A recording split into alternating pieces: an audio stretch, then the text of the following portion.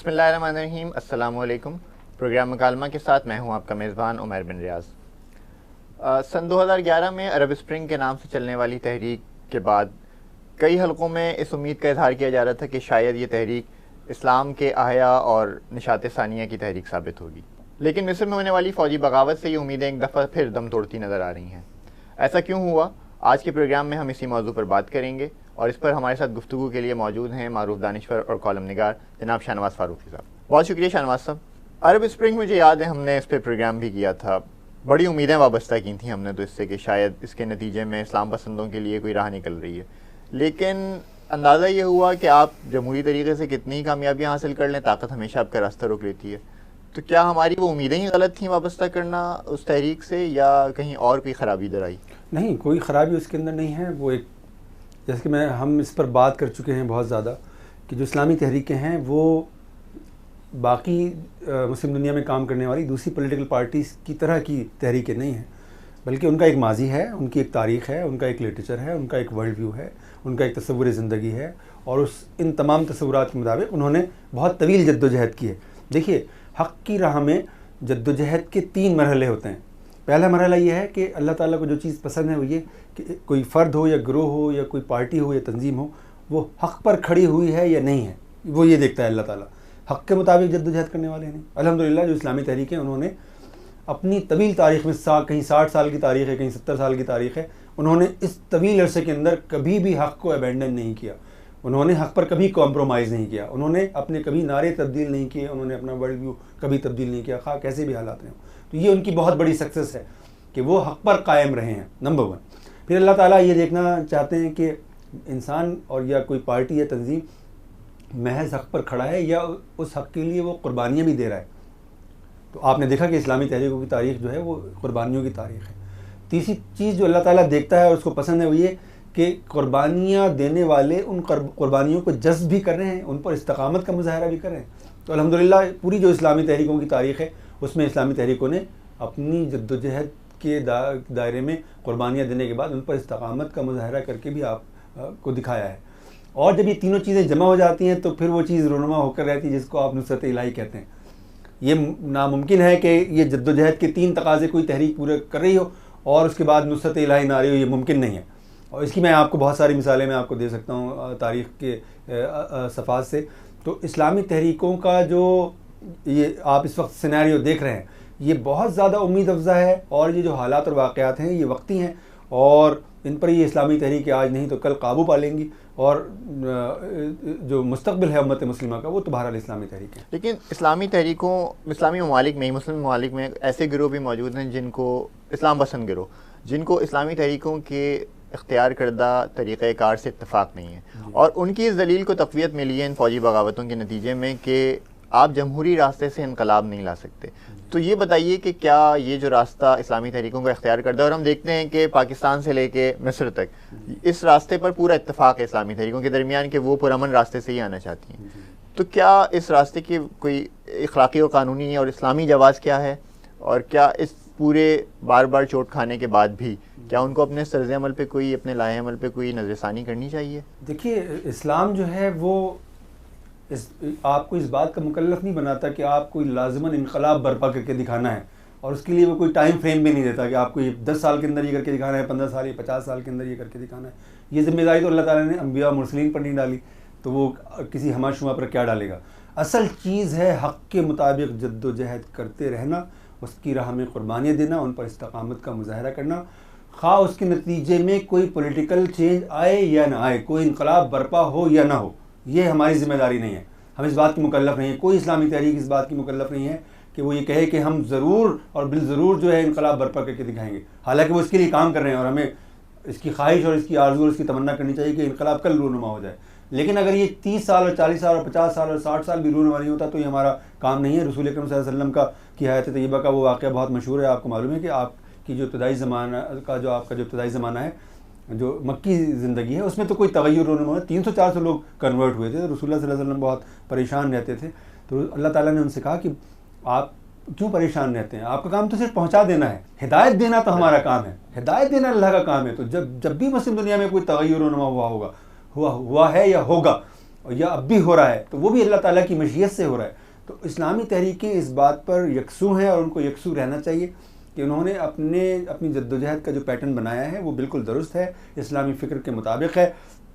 और जब किसी एक लाहेमल को यानी मुरतब करने वाले यानी मौलाना मौदूदी के कैलिबर के लोग हों, तो उसके बारे में बात करते हुए बहुत सारे लोगों को सोचना चाहिए कि वो किसके बारे में बात कर रहे हैं। मतलब इसका ये मतलब नहीं कि मौलाना मौदूदी का जो बात है, हर बात जो है वो हरफ आखिर है और उनसे इख्तलाफ नहीं किया जा सकता, लेकिन जो उनके मुकाबले पर दलील लाने वाले लोग हैं वो इल्मी सतह के एतबार से भी और अपनी मतलब अखलाक़ी सतह के एतबार से भी मौलाना मौदूदी के कैलिबर के या हसन अल-बन्ना के कैलिबर के या सैयद कुतुब के कैलिबर के या इकबाल के कैलिबर के लोग नहीं हैं। तो इसलिए हमें ये बात जान लेना चाहिए कि हमारा काम जो है वो हक़ के मुताबिक जद्दोजहद करना है, ख़ास के नतीजे में हमें कामयाबी मिले या ना मिले। और ये इस्लामी तहरीकों की बड़ी कामयाबी है कि उन्होंने इन तीनों तकाज़ों को पूरा किया। ये जो तब्दीली आई है मिस्र की, इस शर्त से कोई खैर भी तो बरामद हुई है या नहीं? मतलब इसके नतीजे में जी आप भाई आप देखिए ना, आपसे मैं अगर पूछना चाहूँ कि 3 साल पहले क्या आप समझते थे कि क्या आलम अरब के अंदर ये तब्दीली तग़य्युर रूनुमा होगा? क्या आपको इसकी उम्मीद थी? नहीं। क्या कोई ऐसा मुस्लिम दुनिया के अंदर ऐसा एनालिस्ट मौजूद है जिसने कहा हो कि आलम अरब के अंदर ये तग़य्युर रूनुमा होने वाला है? नहीं था ना, तग़य्युर रूनुमा हुआ। और आपने देखा कि इस्लामी तहरीकें एक के बाद दीगर मुख्तलिफ मुस्लिम मुल्कों के अंदर इक़्तिदार में आई हैं। और ये बात सही है कि यानी अख़वानुल मुस्लिमून के ख़िलाफ़ तो बिल्कुल वाज़ेह तौर पर साजिश हुई है, बिल्कुल, यानी उसकी तफसीलात भी अब तो सामने आ गई हैं। लेकिन आप ये देखिए कि उसके नतीजे में अख़वानुल मुस्लिमून की जद्दोजहद के नतीजे में इतने ज़बरदस्त काम हुए हैं कई कि जिसकी कोई नज़ीर इससे पहले मौजूद नहीं है। यानी मिसाल के तौर पर अख़वानुल मुस्लिमून ने जद्दोजहद का जो रास्ता इख्तियार किया, उसके नतीजे में अमेरिका और यूरोप जिस तरह से एक्सपोज हुए, हालांकि वो एक्सपोज तो पहले भी थे, लेकिन जिस तरह से एक्सपोज हुए इसकी कोई दूसरी मिसाल मौजूद नहीं है। यानी अमेरिका को मिस्र के अंदर ये तक कहने की ज़रूरत नहीं हुई कि जो जनरल सीसी का मतलब की बगावत है वो फ़ौजी बगावत है, इसलिए कि अगर वो ये कहते तो वो जो $1.5 बिलियन की नाम निहाद मदद वो देते हैं वो उनको मुअत्तल करनी पड़ जाती। लेकिन इसका क्या नतीजा निकला? इसका नतीजा निकला कि अमेरिका डिस्क्रेडिट हो गया, यूरोप पूरा डिस्क्रेडिट हो गया। और ये जॉन मैकेन ने, जो अमेरिका के बहुत ही मुमताज़ सेनेटर हैं, उन्होंने अभी एक CNN को वो इंटरव्यू दे रहे थे और कह रहे थे, मतलब सर पीटने के अंदाज में कह रहे थे कि मैं साहब मिस्र से होकर आया हूँ और वहाँ कोई आदमी जो है अमेरिका को सीरियसली लेने के लिए तैयार नहीं। रॉबर्ट फिस्क तक ने अपने मजमून में, आपने पढ़ा होगा, छपा है, उसने लिखा है कि इस वक्त आलम अरब के अंदर ये सूरत हाल है। कभी एक वक्त था कि अमेरिका जब कोई बात करता था तो पूरा आलम अरब उस पर मुतवज्जो हो जाता था। अमेरिका कोई बात करता है, लोग उसका मजाक उड़ाते हैं। तो ये एक बहुत बड़ा तग़य्युर है। अमेरिका एक्सपोज हो गया, यूरोप एक्सपोज हो गया। अच्छा, मिस्र के अंदर जो हुस्नी मुबारक के रिमूवल से एक इल्यूजन पैदा हुआ था, एक इबाहम पैदा हुआ था, वो ये था कि साहब मिस्री जो फ़ौज है वो बड़ी डेमोक्रेटिक हो गई है और जमहूरियत पसंद हो गई है। उसने जो हुस्नी मुबारक का रिमूवल है उसमें गोया एक यानी मुआविन एलिमेंट का किरदार अदा किया है। लेकिन अख़वानुल मुस्लिमून की जद्दोजहद से ये बात मालूम हो गई कि फ़ौज उसी तरह एक तागूती इंस्टीट्यूशन है मिस्र के अंदर, और वो इस्लाम और इस्लामी तहजीब और इस्लामी फ़िक्र को उसी तरह से कुचलने के लिए बरसरेकार है जिस तरह से कि वो आज से 20 साल पहले, 30 साल पहले या 40 साल पहले बरसरेकार था। वो एक्सपोज हो गया। इसी तरह आपने देखा कि यानी जो आलम अरब के हुक्मरान हैं, और उसमें कई ऐसे ममालिक हैं कि जो मतलब मुस्लिम दुनिया के मामलात में मुदाखलत तो करते रहते हैं, लेकिन वो पसे पर्दा रहकर किरदार अदा करते हैं। लेकिन जैसे ही सदर मुर्सी की हुकूमत बरतरफ हुई और ये अंदेशा पैदा हुआ कि कहीं वो किसी इक़्तिसादी बहरान से ना दो चार हो जाएं, तो कई अरब ममालिक, जिसमें सऊदी अरब भी शामिल है, यूएई शामिल है और कुवैत शामिल है, वो $12 बिलियन लेकर उनके ज़रब पर खड़े हो गए। और इससे पता चला कि इस्लामी तहरीकें सिर्फ अमेरिका, इजराइल, भारत और यूरोप के लिए ही ख़तरा नहीं है, बल्कि जो आलमी अरब के हुक्मरान हैं वो भी उनको उतना ही बड़ा ख़तरा समझते हैं। हालांकि इख़वानुल मुस्लिमून एक इंडिजिनस मूवमेंट है, वो अजमी तहरीक नहीं है, बाहर से कहीं से इम्पोर्ट की हुई तहरीक नहीं है, वो एक अरब तहरीक है। अगर अरब नेशनलिज्म का भी कोई मफहूम है तो एक अरब तहरीक है, उनके कल्चर में रूटेड तहरीक है, उनके जैसे चेहरे मोहरे रखने वाले लोगों की तहरीक है वो। इसके बावजूद भी आलम अरब के हुक्मरान ये समझते हैं कि वो एक ख़तरा है, उनको ये खौफ है कि अगर मिस्र के अंदर उनको इक़्तिदार मिल गया और उन्होंने अपनी जड़ें मजबूत कर ली तो जिस तरह का इनकलाब मिस्र के अंदर रूनुमा हुआ है, इस तरह का इनकलाब बाकी अरब मुल्कों के अंदर भी रूनुमा, वो एक्सपोज हो गए। इसी तरह आपने देखा कि नूर पार्टी, जिसने 24% वोट लेकर कामयाबी हासिल की थी इंतखाबात के अंदर, और उसके बारे में बहुत सारे लोग ये समझते थे, ये यानी मुझे भी एक ज़माने में उसके बारे में ये ख्याल था कि शायद वो यानी इख़वानुल मुस्लिमून से ज़्यादा फंडामेंटलिस्ट हैं। लेकिन इख़वान की जद्दोजहद ने उनको भी एक्सपोज कर दिया। पता चला कि वो तो सेकुलर और लिबरल फोर्सेस के साथ खड़े हुए, फ़ौज के साथ खड़े हुए इख़वान के इक़्तिदार के ख़िलाफ़ कॉन्स्पायर कर रहे हैं, और उनका मसला इस्लाम है ही नहीं सिरे से। उनका मसला तो अरब दुनिया से आने वाला डॉलर है, वहाँ से आने वाला सरमाया है और अरब हुक्मरानों की राय है, उनका मसला इस्लाम नहीं, ये पता चल गया। इसी तरह जामिया अज़हर के बारे में ये ख्याल था कि वो कोई एक इल्मी इंस्टीट्यूशन है, लेकिन जिस तरह से वहाँ के जो शेख अहमद तैयब साहब हैं, उन्होंने जनरल मुर्सी की बगावत की जो है हिमायत की, तो वो जामिया अज़हर एक्सपोज हो गई।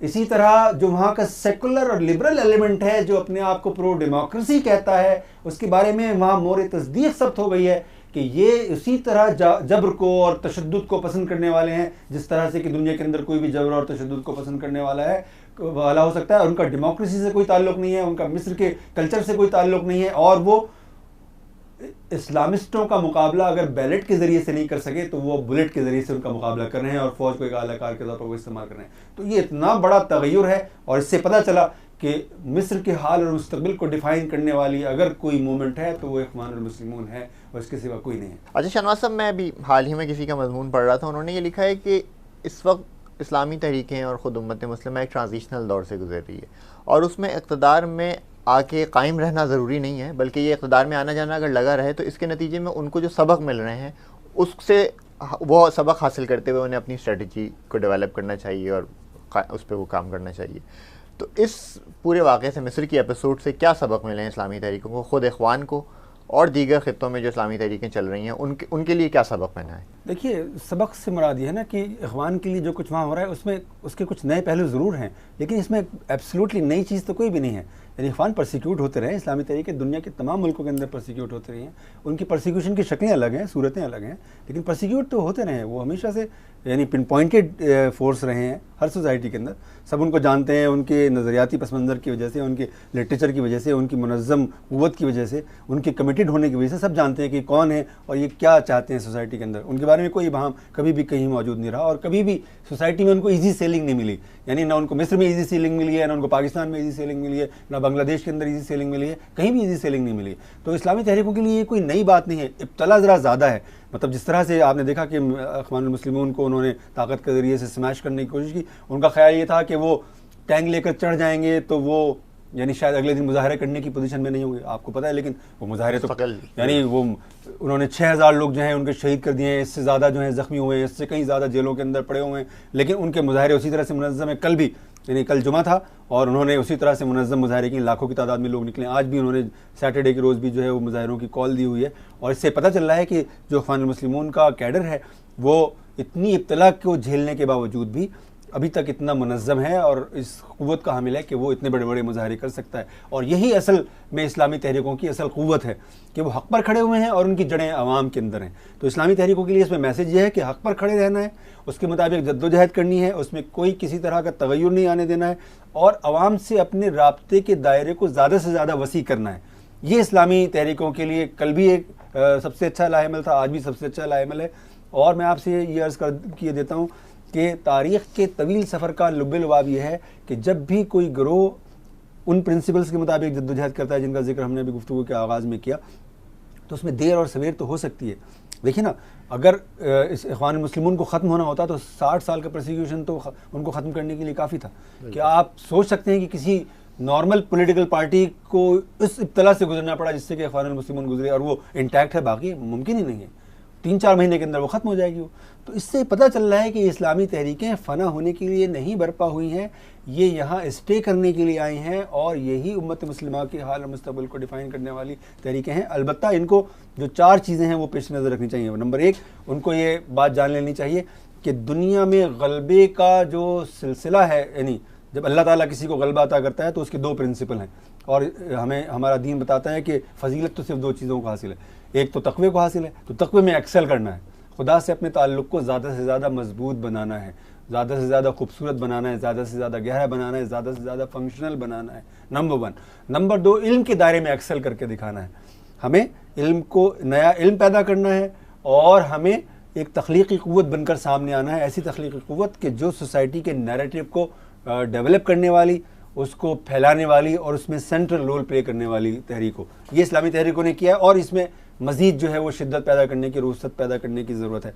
इसलिए मैं इस बात पर पूरी तरह से कन्विंस हूँ, मुझे इस बारे में कोई भी डाउट नहीं है कि ये जो ज़माना है ये एक ट्रांजिशनल पीरियड है और ये इब्तला का ज़माना गुजर जाएगा और वो तबका जो एक काम कर रहा है इस्लामी तहरीकों के ख़िलाफ़ कॉन्स्पायर कर रहा है, वो एक फ़ना होता हुआ, पसपा होता हुआ, तारीख़ के डस्टबिन में फेंका जाता हुआ तबका है और उसका कोई फ्यूचर नहीं है। उसको जो तबई उम्र मिली थी वो तबई उम्र पूरी कर चुका, उसके सारे इम्कानात बरूए कार आ चुके, वो तमाम उन अहलियतों से महरूम हो गया जो गवर्न करने के लिए ज़रूरी हैं और अब उसकी कोई यूटिलिटी नहीं है। और अब अगर यूटिलिटी है तो इस्लामी तहरीकों की है और यही उम्मत मुस्लिमा के हाल और मुस्तक़बिल को डिफ़ाइन करने वाली तहरीकें हैं और यही उनके सस्टेन करने का सबब है, यही उनके मौजूद और बाकी रहने की बुनियाद है। और इस्लामी तहरीकों को अपनी इन बुनियादों को नहीं अबेंडन करना चाहिए और अगर उन्होंने अबेंडन नहीं किया, यही उनकी सबसे बड़ी कामयाबी हो। आपने कहा 4 चीज़ें याद रखनी चाहिए, इल्म और तकवा, और इसके अलावा और कौन सी चीज़ें हैं जो इस्लामी तहरीकों को याद रखनी है इस पूरी जद्दोजहद हक़ के मुताबिक जद्दोजहद करना है और उसके रास्ते में जो कुर्बानियाँ आनी हैं, कुर्बानियाँ देने का प्रोसेस होता है, उससे घबराना नहीं है और उस पर इस्तकामत का मुज़ाहरा करना है। अच्छा, ये मैं ये सवाल करना चाह रहा था और आपकी गुफ्तगू में वो नुक्ता निकल आया, इल्म और तकवा। जी, हम तकवा पे बात नहीं करते क्योंकि ज़ाहिर है ये किसी दर्जे में इस पर हम कह सकते हैं कि वो माशरे के बेहतरीन लोग इस्लामी तहरीकों में शामिल हैं। इल्म की इस वक्त सतह क्या है? मसलन हम मिसाल के तौर पे इस्लामी तहरीक, बर सग़ीर की इस्लामी तहरीक में मौलाना मौदूदी का नाम तो पेश कर देते हैं, उसके बाद फिर उस फ़िक्र को किसने आगे बढ़ाया? अरब दुनिया के बारे में मैं नहीं कह सकता क्योंकि मेरा इतना मुताल्ला नहीं है, लेकिन क्या हम जमूत का शिकार खुद इस्लामी तहरीक? मौलाना मौदूदी की तो मिसाल मतलब यानी वो बहुत बड़ी मिसाल है और मतलब मैं ये मतलब कहने में कोई मैं बात नहीं महसूस करता कि ज़ाहिर मौलाना मौदूदी जैसे लोग तो सदियों में पैदा होते हैं, वो तो मतलब यानी ये तकाज़ा करना कि कोई मौलाना मौदूदी बनकर खड़ा हो जाए तो ये तो बहुत ही एक बड़ा तकाज़ा करना है। अलबत्ता ये मैं ज़रूर समझता हूँ कि इस्लामी तहरीकों के अंदर इल्मी दायरे के अंदर एक इज़्महलाल आया है और उन्होंने उस फ़िक्र को कि जिसकी कि वो तर्जुमान है उसको उस तरह से उन्होंने आगे नहीं बढ़ाया जिस तरह से कि उनको आगे बढ़ाना चाहिए था।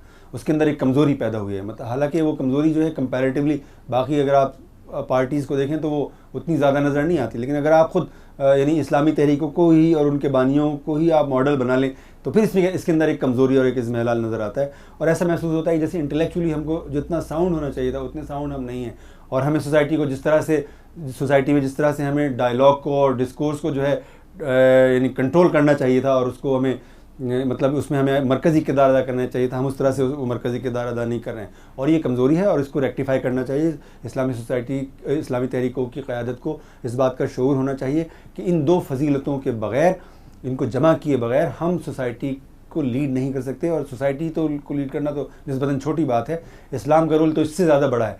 हमें पूरी दुनिया को लीड करना है, इसलिए कि इस्लाम जो है वो लीड करने वाला रिलीजन है और मुसलमान की डेफिनेशन में लीडर की डेफिनेशन मौजूद है, यानी मुसलमान पैदाइशी लीडर होता है, कोई ख़ास मुसलमान नहीं, हर मुसलमान एक पैदाइशी लीडर होता है और ये लीडरशिप उसको इन्हीं 2 तकाज़ों के मुताबिक मिलती है। तो हमें अपने खुदा से ताल्लुक़ को और तक़वे को जो है इन्हांस करना है और उसको ज़्यादा एक्सीलेंट बनाना है और अपने इल्म के दायरे को जो है वो वसअत देनी है और उसकी में मौजूद कमज़ोरी को रफ़ा करना है। बहुत शुक्रिया शाहनवाज़ साहब। नाज़रीन, हमने आज के इस प्रोग्राम में मिस्र में आने वाली सियासी तब्दीली और उसकी इस्लामी तहरीकों पर असरात और उनसे हासिल होने वाले सबक पर बात की। उम्मीद है आपको हमारा ये प्रोग्राम पसंद आया होगा। हमें अपनी राय से आगाह कीजिए। मुझे इजाज़त। अस्सलाम वालेकुम।